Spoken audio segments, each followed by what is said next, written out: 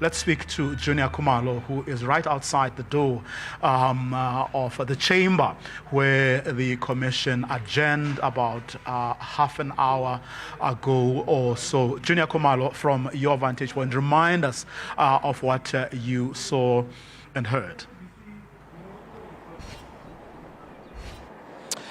Indeed, Vuyo, we did see the head of legal within the SAPS basically not mincing her words, just speaking about the fact that the minister, Senzo Mchunu, did not have a mandate when it comes to that decision to disband that PKTT, the provincial task team, killings task team in KwaZulu-Natal, basically saying that not only that, but the minister also did not have the mandate to instruct that the positions when it comes to crime intelligence also not be filled. So in that same letter where he basically disbands that political killings task team, he also instructs that the vacant positions within crime intelligence not be filled. The head of intelligence basically saying that this is not the prerogative of the minister. It is actually the National Police Commissioner with the consultation of the minister, basically who has that right to appoint this head of the crime intelligence as well.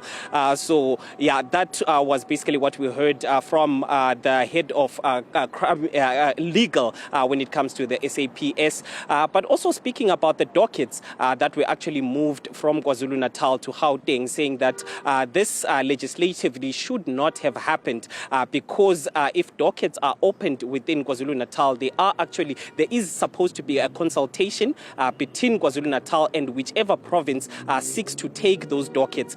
So if it was Gauteng, the provincial commissioner in Gauteng ought to have negotiated with the KZN provincial commissioner, or if the national department wanted those dockets, they also ought to have negotiated with Nhlanhla Mkhwanazi to try and see if they could get those dockets. But the manner in which the deputy commissioner Sibia had actually taken those dockets from KwaZulu-Natal, according to the head of legal, was not constitutional and is not according to the legislation of the SAPS. But also, Vuyo, speaking about the failings, she also pointed at the failings when it comes to bodies that are also supposed to exercise oversight when it comes to the police, the IPID. She said that IPID actually has about 40,000 cases that are still unresolved that they are working on. So this also made them fail to basically hold or perform their oversight duty when it comes to what was alleged by Nhlanhla Mkhwanazi. But also another thing that she spoke about was Masemula himself, saying that Masemula also failed to then seek legal opinion after the minister himself had instructed him to disband that task team. Let's take a listen to what she had to say about this. The nature of an organization such as the police requires a clear chain of command and requires respect for instructions and directives. The National Commissioner had no reason to doubt the bona fides of a minister at the time of a direction or directive, or to second-guess the motives of a minister. The apparent motives for the directive only became evident later.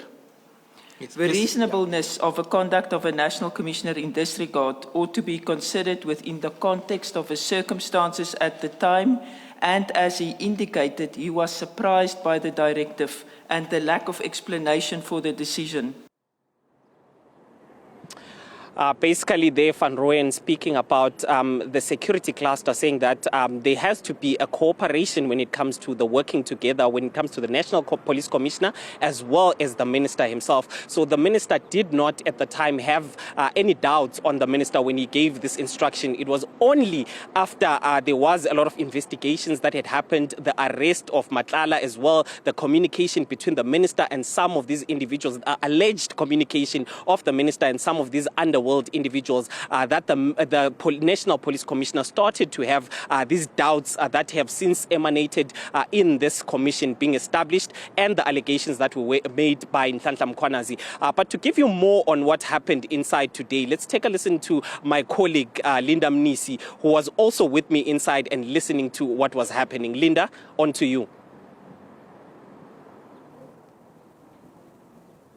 Well, indeed, Gina, quite a number of things are pointed out during this testimony, looking at, of course, from the onset, the legal framework of the SAPS, but also, one of the interesting points pointed out right during the initial stages of this testimony relates to just the mandate of the SAPS. And, when she was speaking about the establishment and the construction of the SAPS, some of the things that she highlighted as per the Constitution are issues relating to whether or not any member in the SAPS can, in fact, carry out what is an unlawful process. And right at the, towards the end of the testimony before we took lunch, in fact, she spoke about whether or not Shadrack Sibiya, the Deputy National Commissioner, could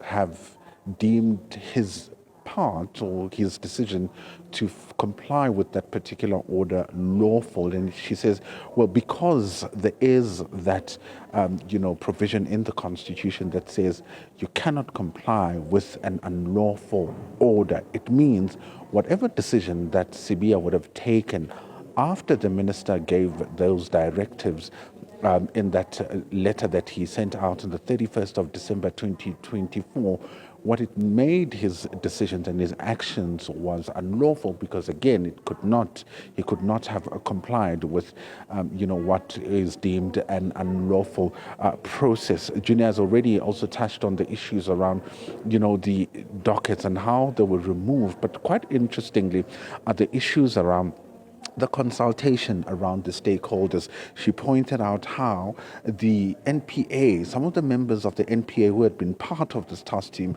sending a letter asking whether or not this team had been in existence. She says that pointed to the fact that, there was really uncertainty about whether or not it still existed, but also most importantly pointed to the fact that there hadn't been any consultations in relation to the disbandment of this particular team. She goes back all the way to the issues of, consulting other members, which then takes us back to even the testimony of KZN Top Cop and Mkhonas, who spoke about the IMC, the Interministerial Committee, which he says was not even, consulted. And this, of course, we know is one of the teams that were right at the beginning of this newly formed. And when I say newly formed, I'm talking about this task team, which was now newly formed and had to be revived, had to be capacitated with a new strategy back in 2018. It also followed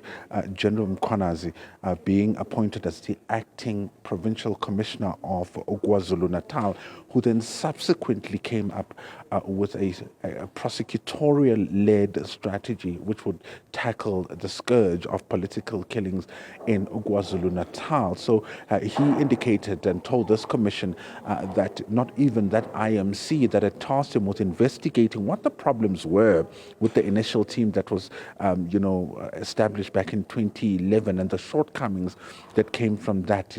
He identified quite a number of things, saying that it seemed that at the time they were working in silos, and that there wasn't really a real strategy in terms of, how they were going to break the back of these, political killings. But he said a more enhanced, a more integrated strategy was required, which is what was implemented.